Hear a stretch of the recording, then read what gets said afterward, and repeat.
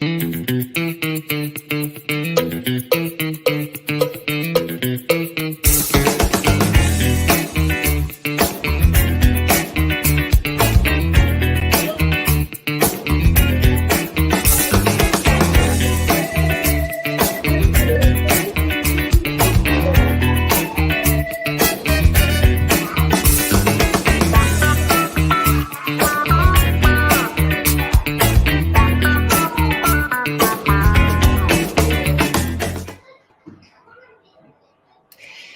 guys, welcome back to another episode of Ask the Nurses podcast. And today we have a special guest on. It's Patty Myers, and she is promoting her new documentary, Making a Killing, the unmasking the truth behind the deadly hospital protocols. And her husband fell victim to the hospital protocols, and she's going to tell us a little bit about her story, what happened to her husband, and what she's doing now to help prevent it from happening to anyone else's families. And as normal, guys, let's do the best we can with the chaos in the background, because my kids are wilding out in the background like they normally do, because they know it's podcast night.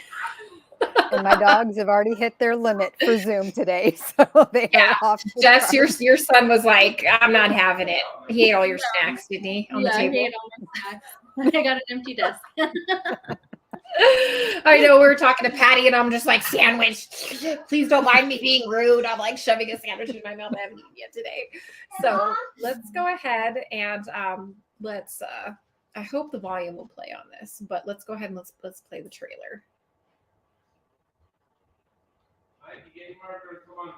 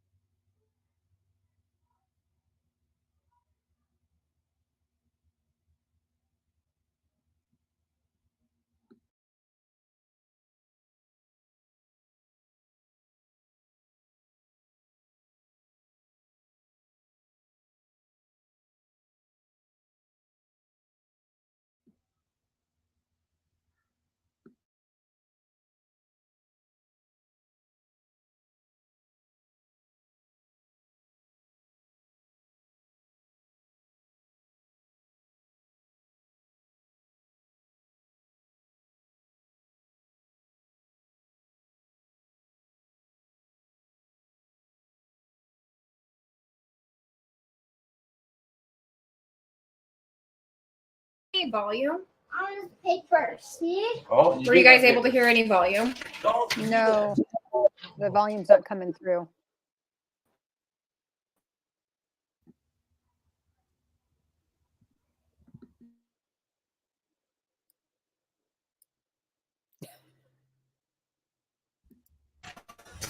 Telling you guys, It's Podcast Tuesday. Podcast Tuesday, and all of a sudden everyone now has to be in my office while I'm like in here trying to focus. So you guys didn't hear any volume? It does this all the time when we try and do a documentary or something like that. I'm wondering, did you mute yourself? Is that why? Let me try taking the earbuds off, because it's really important to hear what's going on. Yeah.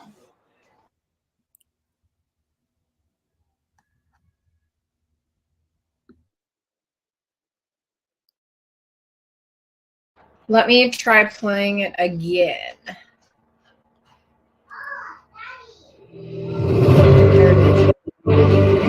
it was the earbuds. My name is Patty Myers. I am a wife that is trying to fight for her husband, because I felt like they were like, we've done the protocol, there's nothing more we can do. Did they do the best that they could for my mom? And my answer is absolutely not.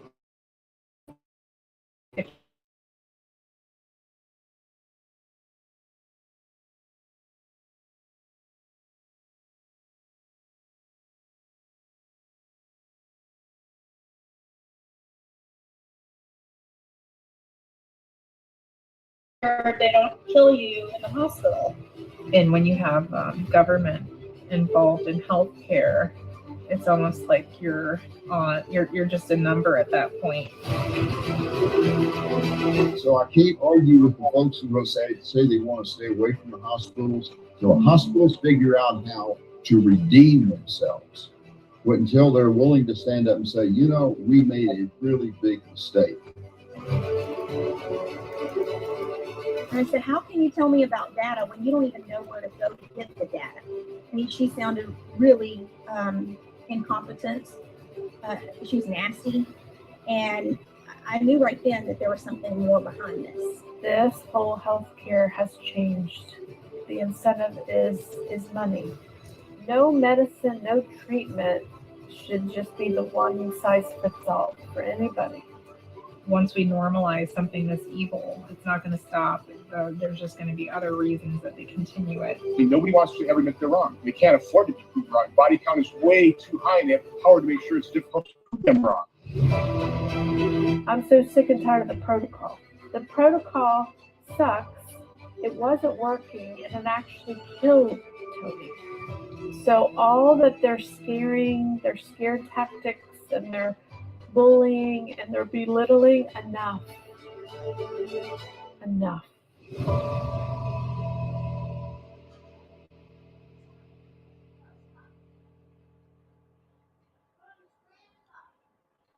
Sorry for all the tech difficulties. I guess if I mute myself so you can't hear my family whiling out in the background here, you can't hear the documentary. But let's bring Patty Myers on so she can tell her story. Hey, Patty. Hey, guys. Patty. Patty. Thank you for having me so much to share about our story. Thank you for doing what you're doing.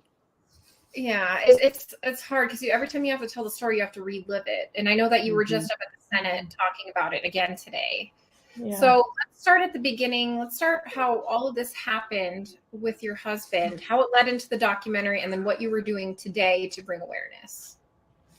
So my husband fought for his life from day one, really. He entered the hospital with oxygen that was in a 94 to 98 level, which is fine. And then they said, we got to figure out a way to keep you overnight. And that was remdesivir. He got the next morning early. And from that moment, he went down fast. They isolated me. I didn't see him for 5 days. No one called me, even though I called them and asked for updates. And then our story is in the documentary about ivermectin and the miracle it was doing for my husband. And then they decided to take it away. And then he died about 10 days after that.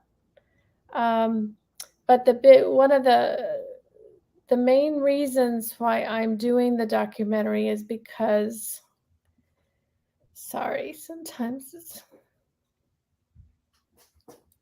it's completely understandable.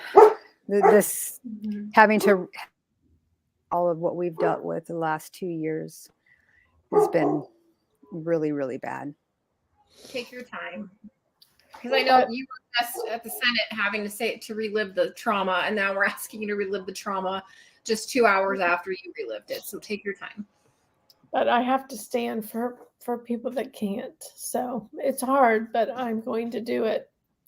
But one of the main reasons I am doing it is because my husband emailed the governor, asked for treatment. The hospital wasn't listening, and he's seeing too many body bags past his room for comfort, was the quote.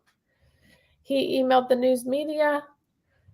He was looking up, how you get your, news feeds, and all the news feeds were like, body bags and trailers. And I mean, everything he was screenshotting was just horrible.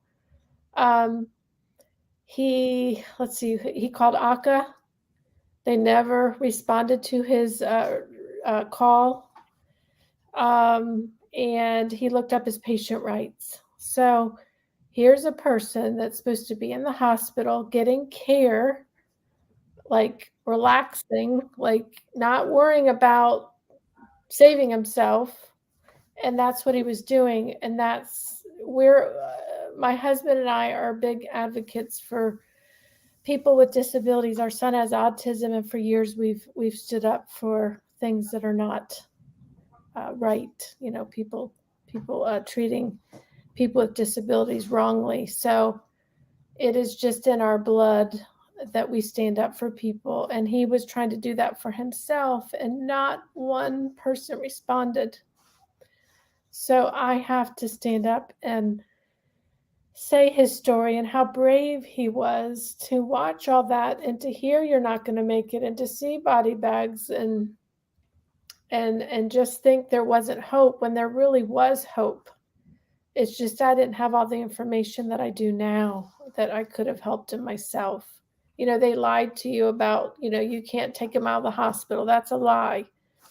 I want to just make clear the lies that they tell people, so that way before you're sick, you already have this information. I wish I would have had it. And that's why I want to stand, and tell other people. I want to challenge doctors and nurses to stand up and do the right thing. And I think in telling our stories, the specifics of them, how hard it is. We've got 2 stories of people that my husband and mother that didn't make it. And then we have a story of somebody that broke out of the hospital and she made it out. So we want to show all the different journeys of people and how they were treated in the hospital, which was, at the end, no food, no water, no ice. It's sad, It's inhumane, is what it is. And that's not even the best word. I feel like that's even a nice word. Yeah. No, It's evil. Yeah, I mean they're making, and that's part of making a killing. They're making all kinds of. They billed over $500,000 for Tony, and I was still getting bills for like the hospitalist and the ICU doctor. All the different doctors bill you separately. That's just the hospital bill. So I mean they are making a killing on his death. So. Mm-hmm. And that's why we see all the hospitals under construction, and Exactly. they're updating. They have whole new wings added on. Mm-hmm. When I was driving through Texas, there were within a 10-minute drive, we saw a hospital be constructed and another hospital be constructed. Mm-hmm. 2 brand new hospitals in San Antonio. That's happening here in my area. They're putting in 2 brand new Kaisers. Brand new Kaisers. Yeah. Who else is doing recession? Yeah, I was telling somebody, remember how like when the Walgreens and the CVSs were coming up every single corner, and I feel like that's what's happening with hospitals right now.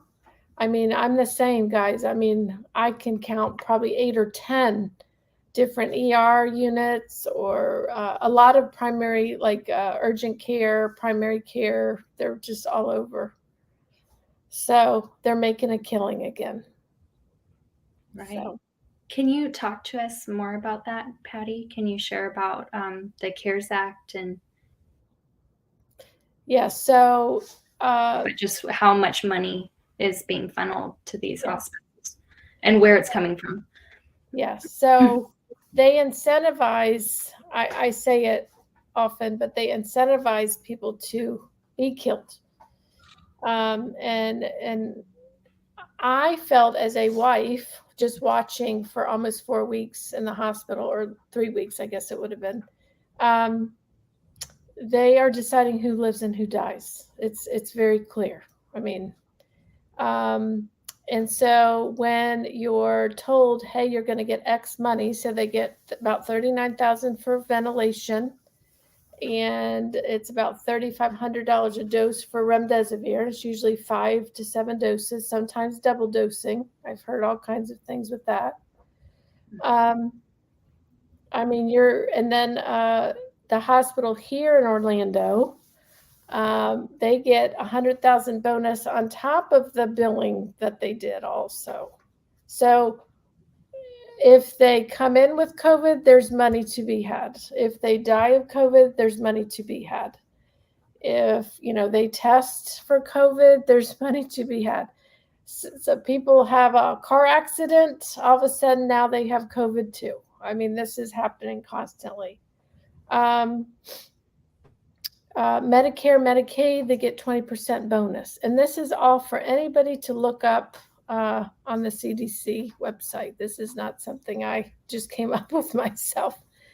So when did government think that they could step in and incentivize hospitals about what and how they should be treating patients?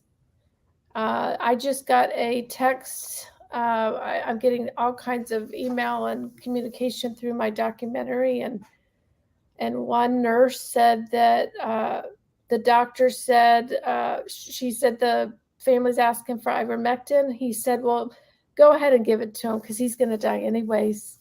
And then she tried to get the pharmacy to fill it. He said, I can't, I'll lose my license. I mean, that's a normal conversation happening in the hospital. So the incentive, one side is money, literal money that the hospital is getting, bonuses for ventilation. Like Tony's doctor at the end, he said, Patty, he's not going to make it.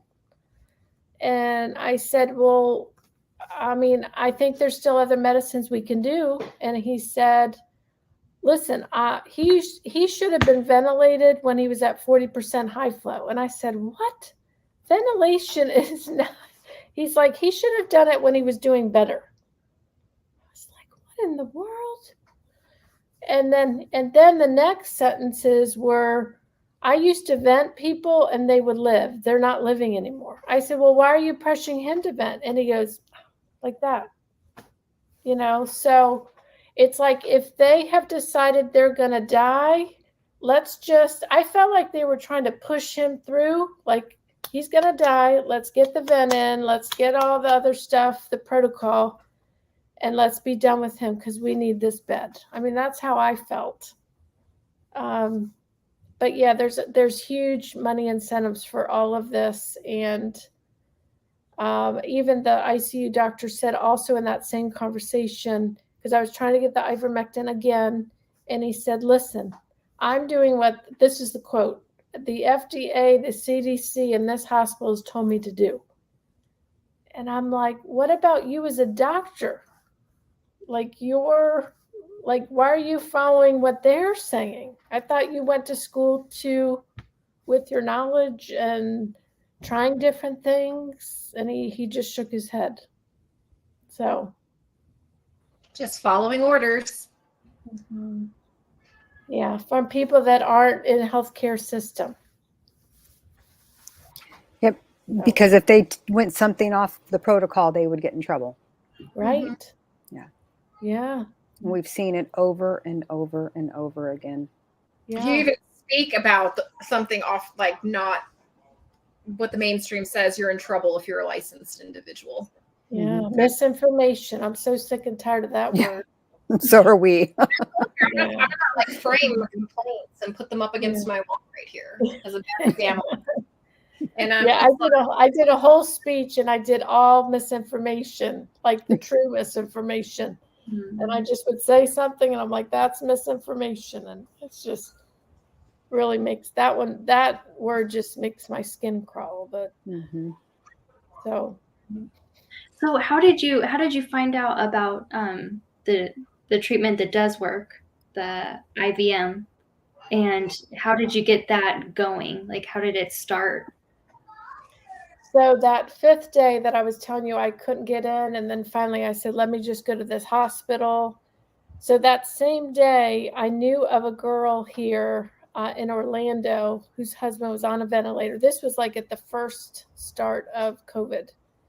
And I was only friends with her on Facebook because I had similar friends. And I was just interested because she would come on every day and just talk and tell his progress. And so I was just watching it every day. And I knew she got something for him and he got off the ventilator. So I literally went on Facebook and I said, I need this woman's number. And I got it within like 30 minutes. And she told me the word ivermectin that day.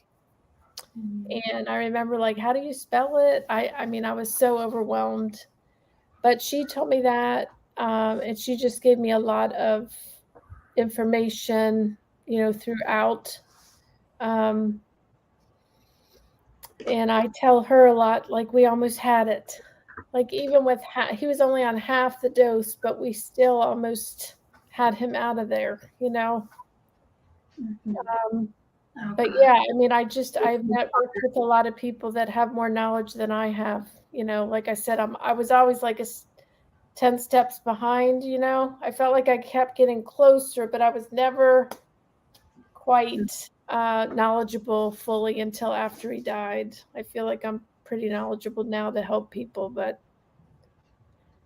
yeah, that's how we all learn, Patty. It's been trial by fire for all of us. For all of us. Nobody had these pieces together, and that's just how we found one another. And like I didn't know what was going on when I was working the COVID unit, but I knew something wasn't right and it wasn't working.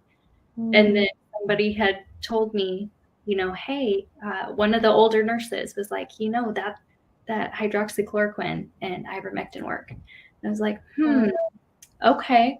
And then I was texting people that were in New York, and they said they were allowed to give it at that time, and it worked.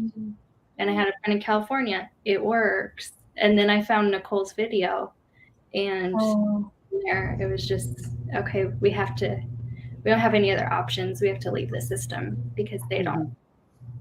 We have to. And I was getting the ones that were lucky to get out, but they were on dialysis. So they were landing in my clinic, and they all had the same medication that caused them to deteriorate while they were in the hospital. And the ones that had gotten it, that went from the clinic, that ended up in the hospital, I never saw any of them come back because they got that medication and they were already on dialysis and they were done. Just, it's such a waste, and it's so hard to do this. I have to just tell you, like, I have to come from such a deep place to even talk about it, but it also fuels me to, like, I don't want someone else suffering, because my husband suffered, like, literally. I remember being in the hospital, though. It was towards the end, and I remember just thinking, like, this is like a gas chamber right now. Like, that's how it felt. It felt like this slow gas he was getting, and there was no coming out, And I know differently now, but what I could have, should have done, and that's what I have to battle each day. Even this morning, I woke up and kind of a panic, and it was that I should have done this and I should have done that, but I just didn't know at the time. So I just want to give people information, like I said, before they're even sick. So if something were to occur where they're going in a bad direction, they actually have knowledge. Because when you're in the hospital, and I'm just speaking as the wife, of course, but I think even if I had knowledge, it is so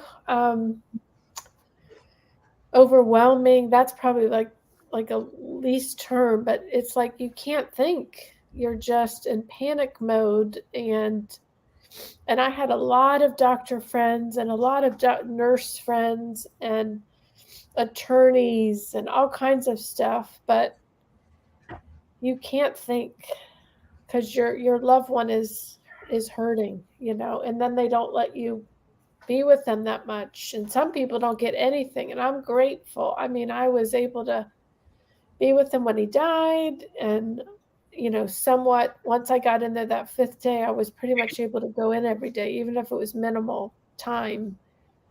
And I'm grateful compared to the people that got nothing, or a FaceTime, and that's nuts. I mean, I feel like that's some of the core of not even the poor treatment, but not having your family with you, really. can work on your mind, and I can't even control what was going on.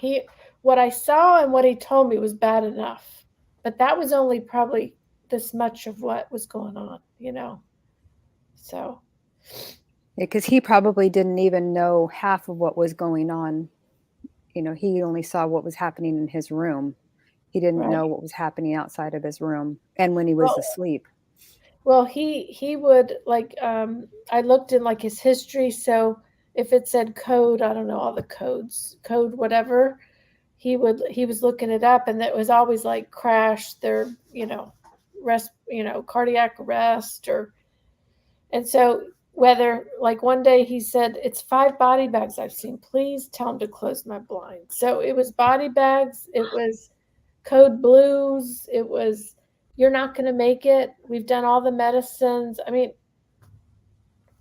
That's torture. It's mental that's what I'm torment. saying. That's what I'm saying. And then you're still trying to work because he just kept saying, I just want to be with my family, and just would cry. And it's just horrible when you feel helpless and you're relying on these people to help you. I dropped him off there, but and I'm talking, even if the outcome was death, even if people tried their best, I mean, no ice and water and food. I mean, that's not health care. And then you're getting millions and billions for that. That's criminal. It's evil. Yeah. Our healthcare system has been completely taken over. And we have it's almost to the point where it's socialized medicine. You have coming from the government. We're resource poor. We have very poor research. Nobody's looking into this. And then you have so much education and high level professionals, like Nicole and Julia and myself, where we're not able to be employed at all anymore. Mm-hmm.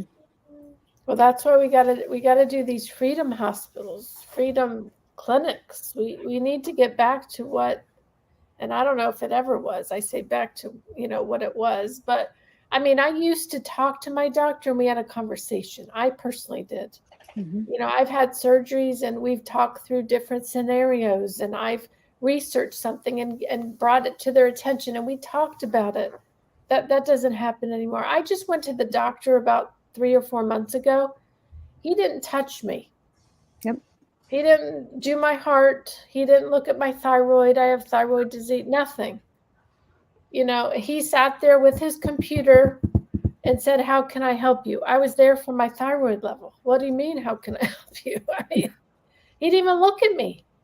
That's what we have right now. And we have doctors that are,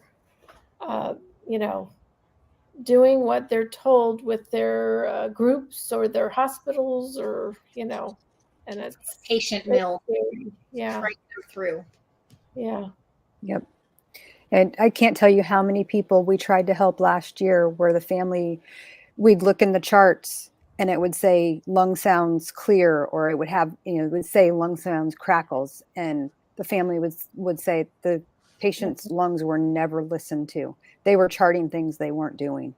Oh, definitely in the hospital. I noticed my that. favorite was when we had a Down syndrome woman. She was like 46, and she was nonverbal. And they said they would keep saying, "Oh yes, she verbalized understanding. She wanted and never has." Like, who are you talking to, people? You're not talking to the patient. Not talking to that patient. Yeah, I mean, I was in New York. Go ahead, Patty. I was just going to say we're not idiots, and part of in my documentary, they constantly would say, "Are you in the medical field?" Just really patronizing. So by the 5th time,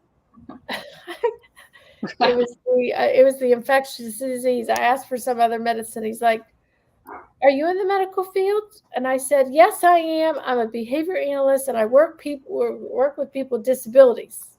And I just said it and he was like, "Oh." And I mean, what if I said I was a doctor in Texas? What I mean, I think the reason was trying to shut me up, but it just really ticked me off. You have no authority because you're not a medical professional with an MD. Well, even at the end, the ICU doctor said, "Stay in your lane," was the quote when I asked for more ivermectin. He goes, "I'm the doctor. Stay in your lane." And I said, "Nope." Wow. My lane is not in your business. That's where it's supposed to be. Mm-hmm. I said, "Well, you're killing him." So I said, "So you would do that for your wife? You would just sit there?" And literally he answered, "Yep."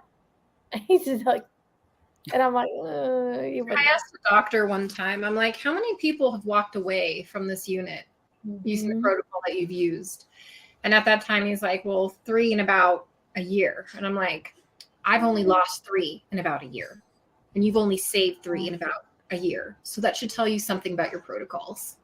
Yeah. And he just wanted to argue with me. I'm like, you can argue all you want. The attorney's going to walk up in there pretty soon with some papers and have you served. So I'm just killing time. Sure enough, I'm like, Jake Huxtable's like, boom. I'm like, thank you. I was just distracting you.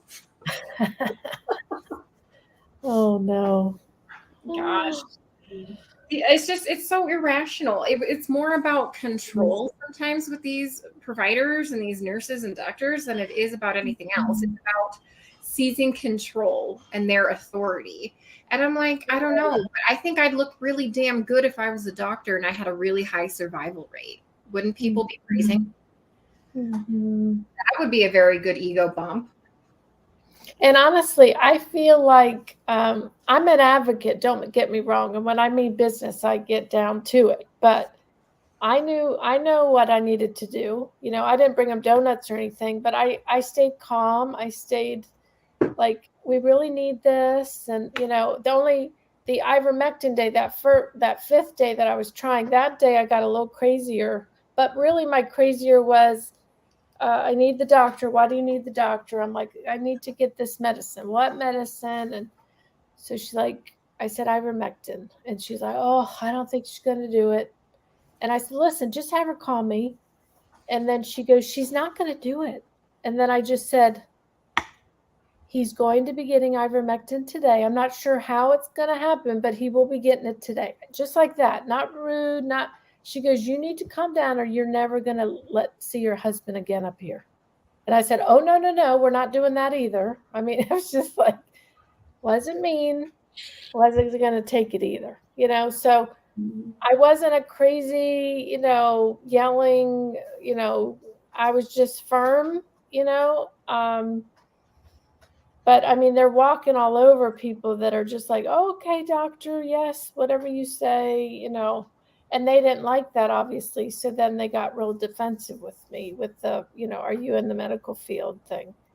They would tell my husband constantly, because my husband would say, my wife was asking about this because they wouldn't call me back.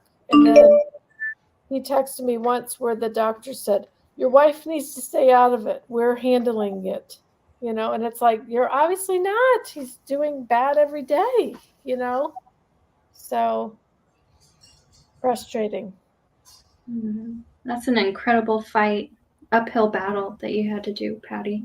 Mm-hmm. I mean, and some of what we do is like just trying to get the family to consider and buy in.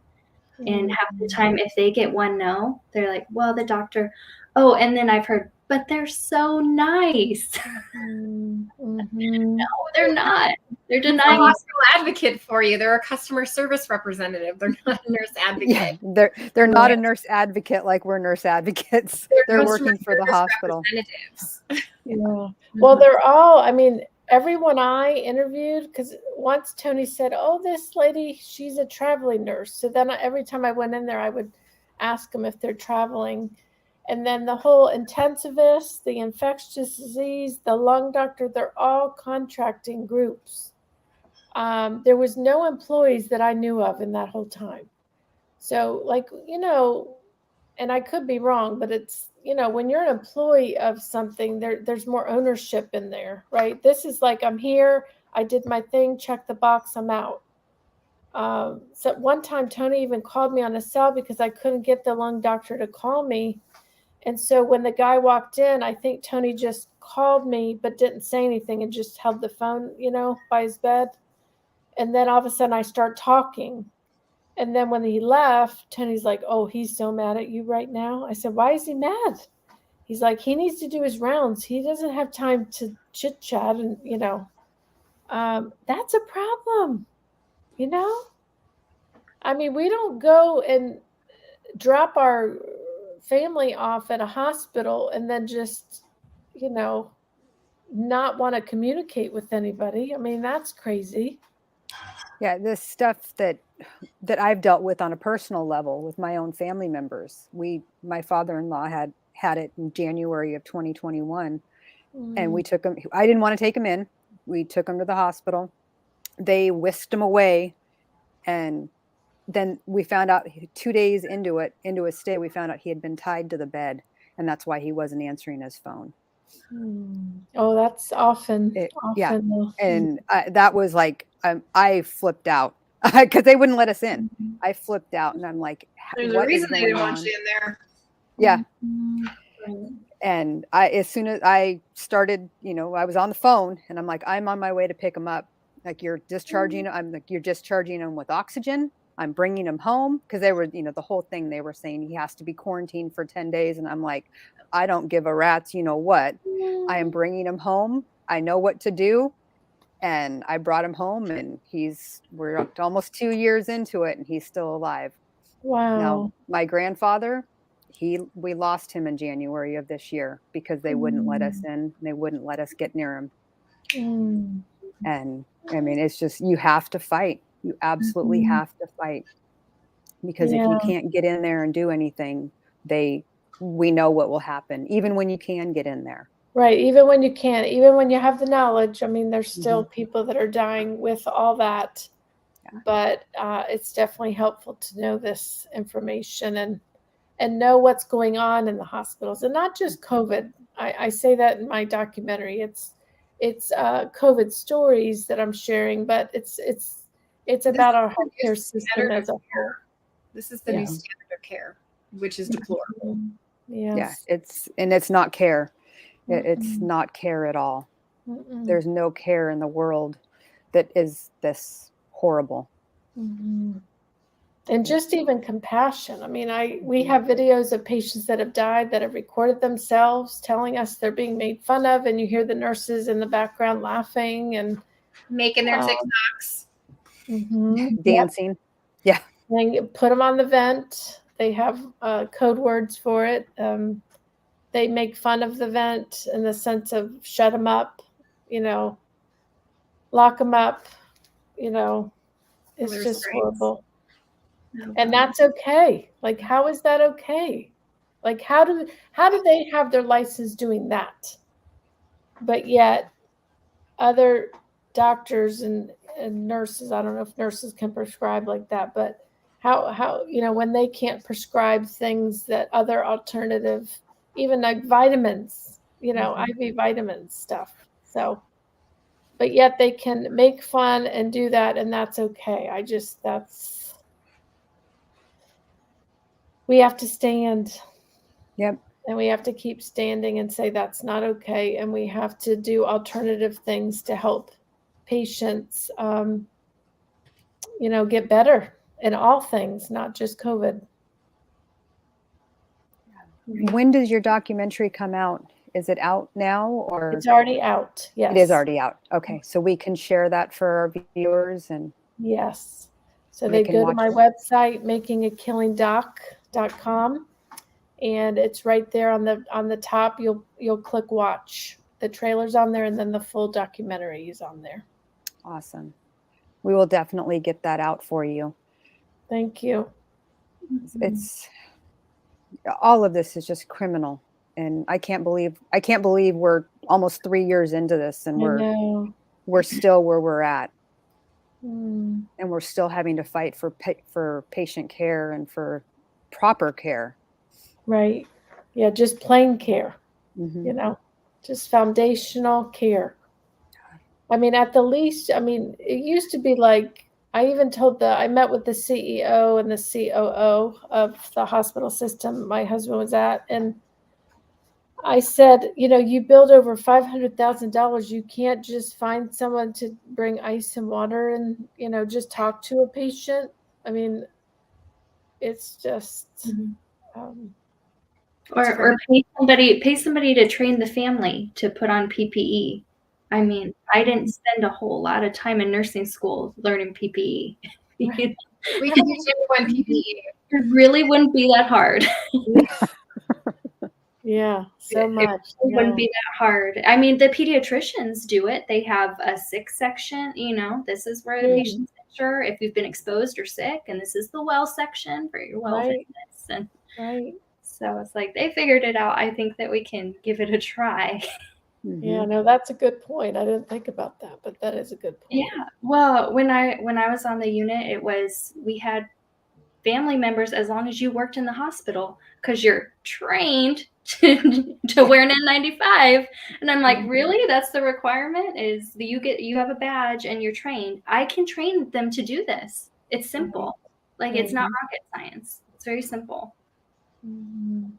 But no, I was called a super spreader for that. So I'm community at risk because the family member's going to go out and they're going to go have a party and when their loved one's sick and not progressing well. I was in a hospital one time here in the States, and I had snuck the family in to visit the patient because the dad had died, and then the adult son was dying as well. They had the REM. I had, by the time I got there, it was entirely too late. They only had so much time. So they didn't want to let the family. And I'm like, this is a Hispanic family. They have to administer the last rites. There's like a whole cultural thing that's got to go down here for the soul of this person. Like, you don't understand. And I'm like, aren't we in Texas? Don't you people know this? I'm like, come on. And, me being like the white Hispanic over here. And I'm just like, so I snuck them in and they were doing their thing so what I did is I'm like, I'll just stand here and answer any questions. I literally walked in there and I'm like, I'm just going to eat my lunch and chart while you guys are here in case you have questions. And I'm like, and I did. And I stood there for an hour. It was technically my lunch break. And I'm like, and I just caught up on my charting and I ate with no mask on in a COVID room. And they're like, aren't you afraid? And I'm like, there's early treatment.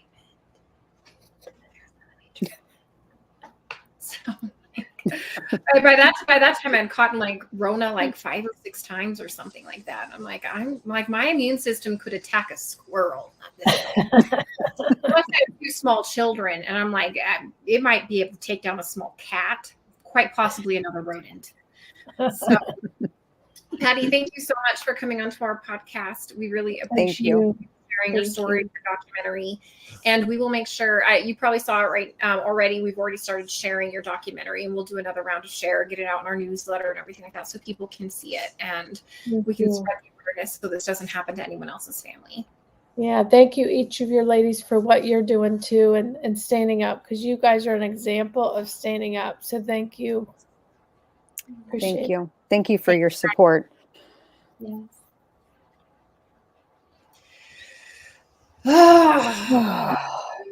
It's like I feel like we have to relive the beginning all over again. And now it's just like the mental health crisis that is ensuing from like the lockdowns, from the injured, from the long haulers, from the people who've lost their job and lost their income and filed for bankruptcy. And it's like, and everyone's totally cool with everything that's going on. Yeah. Yeah. It's like everything's okay. Major PTSD going on. Yeah. Watching your news. Not mentally okay. Yeah.